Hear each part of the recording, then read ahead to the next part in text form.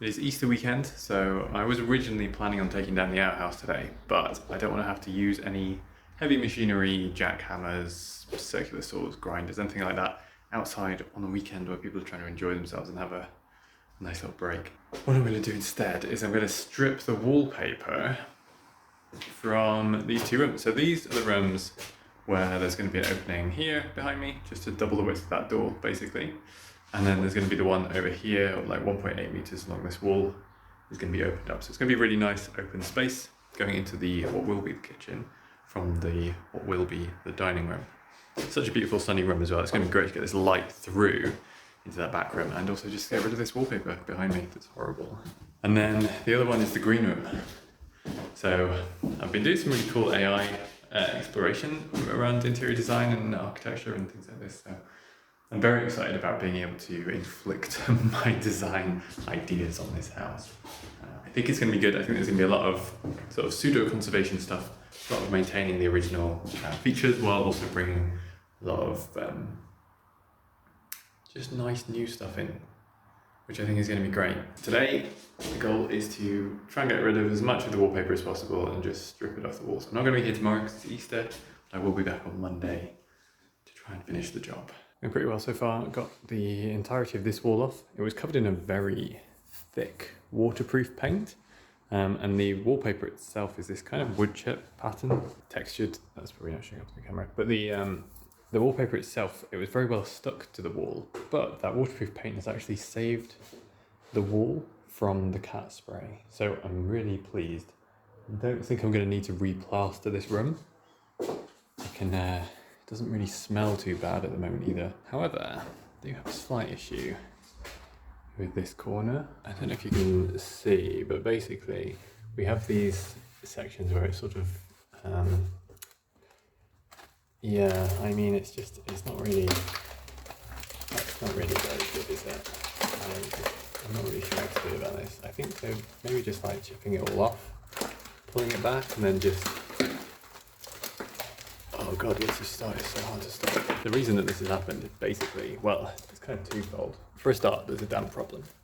As you can see on this one as well, like this whole section, this I just sort of brushed off manually, the whole, yeah, all of this plaster was at least soaked. It was behind waterproof painted wallpaper because basically they had a damp problem, as it still has, and they had painted waterproof paint on the walls to try and stop the water from coming through. That is just, I mean, you'd think, oh well, obviously that's not going to work, just putting waterproof paint on a damp wall to stop the water coming in. But that's pretty much exactly what happens when you tank a room. And what this means basically is that anywhere that there's water in the wall, it's not going into this property, which is great, but it doesn't actually solve the problem that there's water in the wall.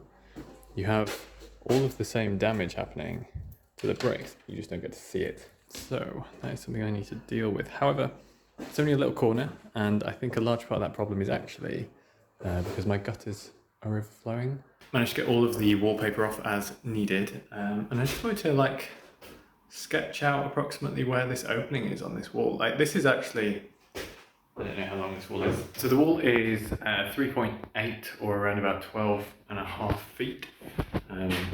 So it's not short. And this basically from this broom to, where is it? There we go, that trunking, that is how big the opening is going to be. Now the reason that this is sort of inset, you can see that this is the chimney breast, and we have quite a decent stretch on this wall, and that's because there's going to be countertop, kitchen counter on the other side, and I want it to be able to terminate into the wall. I was wondering about whether or not this thing, because you've got basically, okay, so there's a door on the other side here, immediately on the other side. There's a dog leg in the hallway, so the wall of the next room is actually in here. There's only going to be 100 mil on this side before you get to the opening. However, because of that door, that's an extra metre before you actually get to the end of the bench. I'm thinking, if I can terminate the bench nicely, have a nice little corner cupboard or something like that on the end, then it'll look alright for it to be open from this side without having, like this is really tidy, it's just going to terminate at the wall. Or maybe that'll be a good place for a fridge actually. I need to actually design the layout of the room. So we're going to need to start thinking about plumbing soon. I need to work out where the kitchen sink is going to go and how I'm going to get the pipes there. All interesting stuff. It's now Monday, Easter Monday. So there's a bunch of stuff that I want to be doing. And I just need to sort of work out the order of the work today. So I was originally planning on doing the downstairs room, the green room, that will ultimately be the kitchen.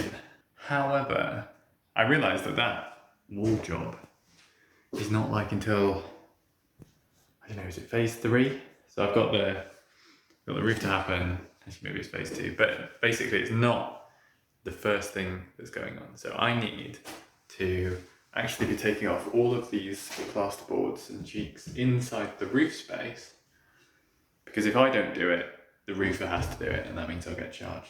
That is work that is happening in June, in theory, June, July.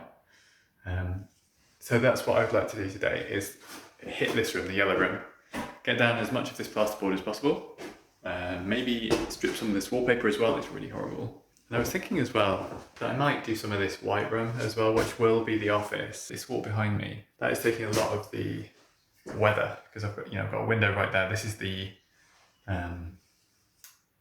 the westerly corner facing the sea. So it's important that this can breathe. I mean, the ceiling has had loads of water through. This is next to the chimney. This is the chimney stack. They put a beam straight into the chimney stack, which is a bit of a concern.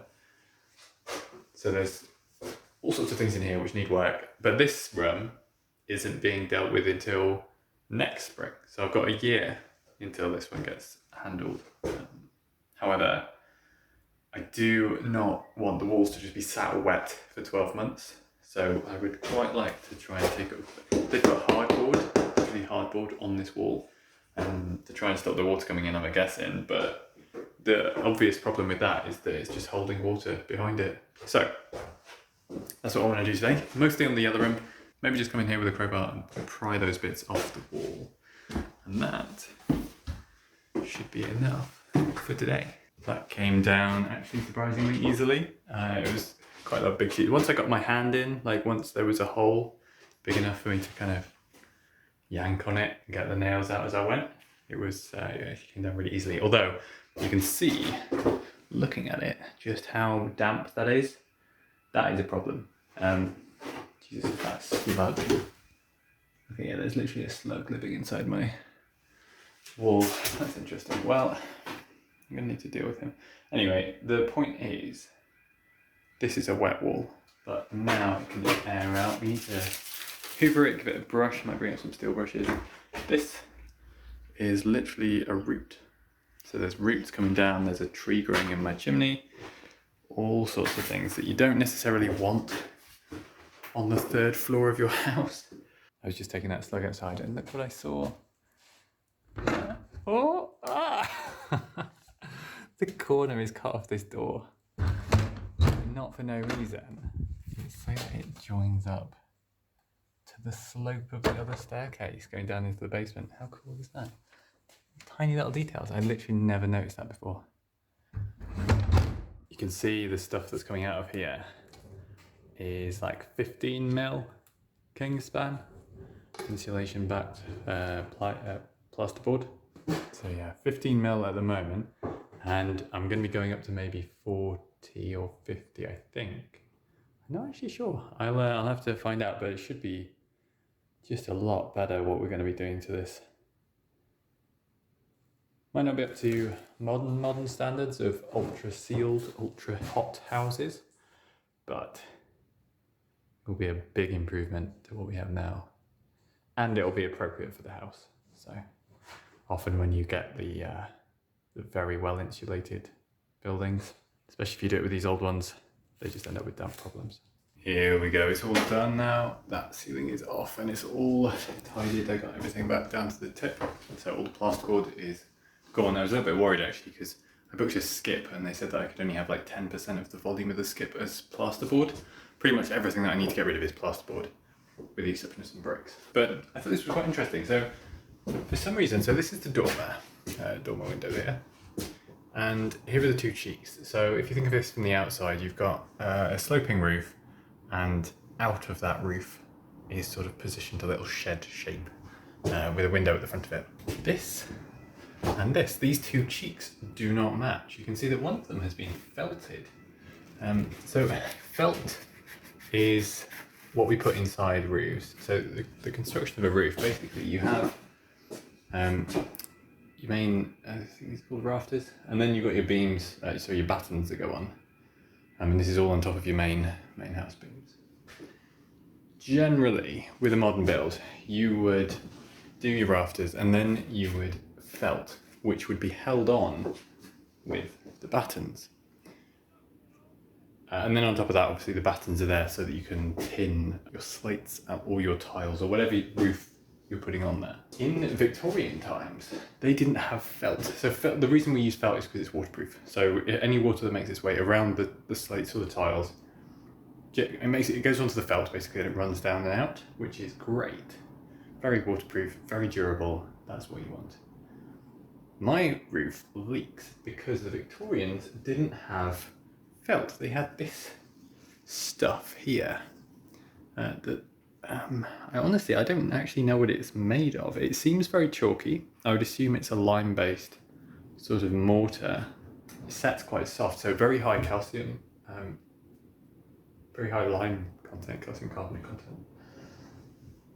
This has just been basically smeared on.